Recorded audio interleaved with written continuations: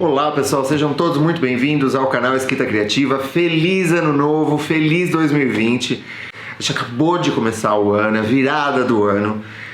Não sei se você está na praia, não sei se está assistindo esse vídeo em casa, sossegado, não sei se você está no intervalo do trabalho. Eu não sei onde você está, mas espero que você tenha de alguma maneira se prontificado ou se disposto a encontrar um tempo de escrita. 30 minutos, 1 hora, 15 minutos por dia, um tempo de regularidade, de consistência para o teu projeto de escrever um livro de contos, um livro de literatura infanto-juvenil, um romance policial, o que for, qual for o seu chamado. Espero que você esteja pronto para começar a conversar sobre isso ou dar encaminhamento para essa discussão.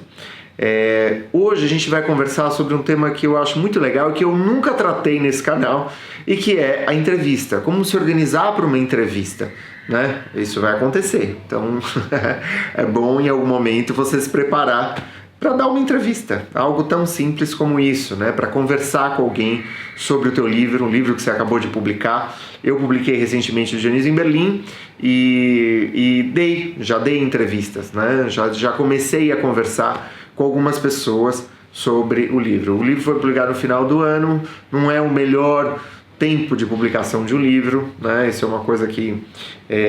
mas foi o que foi possível, eu não queria esperar para 2020, enfim. Eu queria lançar em 2019, foi um projeto que já tinha demorado bastante tempo. Me preparando para a conversa que eu ia ter, para a primeira conversa sobre o livro, eu comecei a pensar, puxa vida, eu podia muito fazer um vídeo sobre isso, porque eu acho que a gente pega uma técnica, a gente pega um jeito, um macete, e esse macete, se você já sai com ele, né, eu acho que isso pode te ajudar muito, né? Quando que você deve se preparar para uma entrevista? Na véspera, ou seja, no momento em que a pessoa te escreveu, te ligou para falar, você gostaria de conversar sobre o seu livro, para o jornal, para uma revista, para um... Não é na véspera. Idealmente, o legal é que você, quando estiver terminando o teu romance, ou na revisão final do teu romance, ou seja, terminando o teu romance, que você comece a escrever, né? A gente já falou muito nesse canal sobre a escrita do diário. Muito importante que você mantenha um diário. E às vezes o diário ele é, vamos dizer, um inventário do teu dia, um inventário da tua semana. Mas muitas vezes um diário pode ser um despertar fresco das ideias que você tem cultivado na escrita desse livro, né?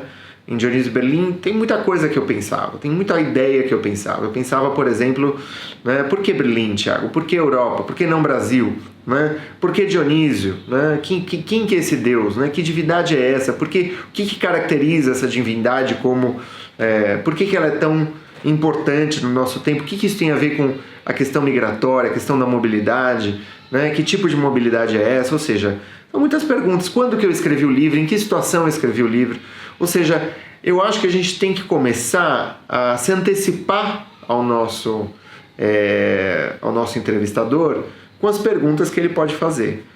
Uma pergunta que sempre se faz: isso é de verdade? Aconteceu mesmo? O quanto isso é ficcional? O quanto isso... Essa é uma pergunta tiro e queda. Antigamente eu me surpreendia com cada pergunta que se fazia. Hoje em dia eu me surpreendo com a recorrência. Falei, nossa, essa pergunta está sempre aí, né? As pessoas querem saber esse fundo, qual é o fundo de verdade. Então, por exemplo, como que você vai responder a isso? Né? Você provavelmente já deve ter visto alguma entrevista com algum autor falando sobre isso. Seria legal você não repetir o que o outro fala. O que você vai falar? Né? Qual que é a resposta que você vai dar para essa pergunta tão recorrente do ponto de vista da curiosidade dos leitores em relação à vida dos autores e algo desse gênero, né? Então a primeira coisa que você vai fazer é se antecipar, fazer perguntas para si mesmo, né? E muito tranquilamente, ou seja, antes da peremptoriedade de um convite, antes de mesmo concluir o livro, né, totalmente, você começar a escrever no seu diário reflexões que te levaram a elaborar esse livro, né? Essa história infantil, esse livro de contos, ou seja, etc. Né? Quando que isso foi criado, boas ideias, boas histórias que você pode contar, você vai começar a devanear sobre isso, né? E você vai botar no seu caderno, né? Você vai colocar no seu caderno. Tem um detalhe que eu gosto, que eu acho que é muito importante, que foi surgindo depois com o tempo, e que é o seguinte, além disso, uma coisa que eu acho que vale muito a pena fazer é, muitas vezes você está escrevendo, você acha uma frase legal, né? Eu, até hoje, escrevi 7 obras, né? Ao longo desses 15 anos de publicação, eu escrevi 7 livros, né? E minha obra, ela tem um percurso, ela foi desenhando um percurso, né? E eu parti para uma coisa muito familiar, ou seja, teve uma transição também, uma virada, né? Em algum momento escrevendo, eu pensei, eu passei de uma genealogia familiar para uma geografia da orfandade, né? Que os meus livros mais recentes são todos situados em países estrangeiros, em situações de estranhamento, de migração, de mobilidade, etc., de viagem, né? E eu discuto a questão do desamparo, a questão do abandono nesses livros, por questões tanto sociais quanto pessoais, individuais. Acho que todo mundo vive, né, o medo do abandono, o medo do desamparo, ou seja, essa é uma questão universal e que vale a pena estar num livro, ou seja, sempre foi tratada na literatura e aparece no meu romance, na minha obra, né? Então essa transição, aí eu escrevi isso e eu grifei no caderno mesmo, com caneta mesmo. Não fica tão bonito, mas não é isso que é importante. Então eu grifei essas passagens. E aí eu fui fazendo com os outros, com os achados felizes do meu texto, né? E fui fazendo. Então quando eu achava uma frase legal, eu falava, poxa, essa frase é legal. Por exemplo, né? Uma frase que eu encontrei para a entrevista. Todo migrante é um Dionísio, né? Diante dos portões de Teba, pleiteando o seu reconhecimento. Isso tem a ver com as Bacantes, que é a obra original a partir da qual eu reescrevi, né, eu reescrevi a história das Bacantes do Dionísio em Berlim, né, uma peça, uma tragédia grega de 2.500 anos, escrita por Eurípides, né, e eu falo dessa história, ou seja, se a gente vai encontrando essas frases. E como, Thiago? A gente vai encontrando com o tempo, a gente vai escrevendo, vai dando tempo ao tempo. Não tenha medo de voltar a escrever sobre a mesma ideia, né? E você vai elaborando uma espécie de fortuna crítica, né? Uma pequena fortuna crítica pessoal do seu livro, né? E aí o que você vai fazer? Você vai passar para o computador isso. No que você passa para o computador, você ao mesmo tempo vai lapidando as suas palavras, né? E vai construindo um discurso, um formato sobre temas, né? À medida que você vai escrevendo sobre o seu texto, você vai aglutinando coisas que são o mesmo tema, que às vezes você pegou e retomou esse tema, você vai reaproximar esses temas, né? Ou seja, você vai organizar o teu texto, isso vai te ajudar a memorizar esse texto. E agora, putz, Thiago, mas eu vou ter que decorar esse texto para dar uma entrevista? Em absoluto. A partir disso, você vai fazer uma pequena pauta, né, de coisas que são pertinentes de mencionar, de discutir numa entrevista.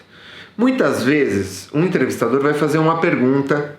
O que quer um entrevistador? Que você se saia bem na entrevista. Porque se você se sair bem na entrevista, maior vai ser a chance do leitor ler a entrevista até o final no site, no blog, no jornal, ou no vídeo, ou se a entrevista for gravada, vai ser no vídeo isso, né? Ou seja, ele quer que você faça uma boa entrevista, ele está a teu favor ali, ele está tentando te ajudar a falar, então não tenha medo dele, sabe? Você pode conversar você pode iniciar a prosa como um bate-papo, pergunta sobre o entrevistador, tenta entender um pouco o que ele deseja também, isso te deixa mais familiarizado, à medida que a gente escuta o outro falar, a gente vai acalmando para essa entrevista, vai ficando mais tranquilo, isso é bom, é gostoso, né? E muitas vezes ele vai te fazer uma pergunta, você vai ter, vamos dizer, antecipado 10 perguntas, né? E ele talvez faça uma pergunta que não tem diretamente a ver, ou não seja exatamente uma pergunta que você ensaiou, que você esboçou, né?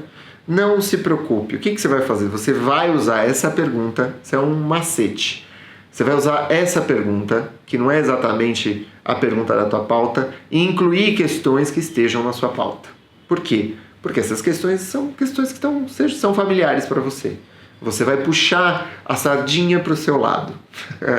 Por quê? Porque para ser legal, porque é aquilo que você treinou para falar. E agora, uma última advertência antes da gente encerrar. Se prepare para a entrevista, converse com as pessoas sobre o seu livro. Não é olhando para o espelho que você vai se preparar para a entrevista. É se engajando no tema do teu livro, é se engajando, vamos dizer, na batalha do teu livro. Não é uma ego trip narcísica para se preparar para uma entrevista, é, vamos dizer, uma função, né? Eu já vi muitas entrevistas muito fracas onde você fala, poxa, é o tempo do entrevistador, é o tempo do leitor, é o próprio tempo do autor que estão perdidas ali porque não houve um preparo. Durante muito tempo eu achava que a gente tinha que improvisar, né? Hoje eu acho, tenho certeza que isso é uma bobagem. Bons entrevistadores são bons entrevistadores porque bons entrevistados são bons entrevistados porque deram muitas entrevistas para muita gente. Ou seja, eles treinaram, eles falaram, eles estão acostumados a falar sobre esse assunto. E o que você vai fazer é, antes de se ver diante dessa situação, você vai treinar com amigos, com parentes, né? Você vai discutir a sua questão, você vai, sei lá, sentar na frente de um amigo e falar, olha, cara, já estou me antecipando a entrevista, será que a gente podia conversar sobre o meu livro? Passa o original para ele do livro, deixa ele motivado, ou seja, você vai incentivá-lo. Você tem que ser uma boa, tem que ser alguém que gosta de ler, tem que ser uma boa oportunidade para ele também, tem que ser uma coisa divertida para os dois lados, né? Pega um jornalista ou uma jornalista que seja sua amiga, seu amigo, né? Pega alguém que esteja motivado, né? E bata um papo, né? E se deixa devanear, grava isso e vai anotando os bons achados que você for tendo. Você vai ver que muitas vezes vão surgindo umas ideias no banho, se levantando de manhã, tomando o seu café, voltando para casa, ou seja, vão surgindo essas ideias e não deixa de anotá-las. O caderno é fundamental para isso. Espero ter ajudado vocês, pessoal. Mais uma vez, um excelente 2020 e vamos nessa, vamos botar para quebrar. Combinado? Vamos nessa? Até mais. Tchau.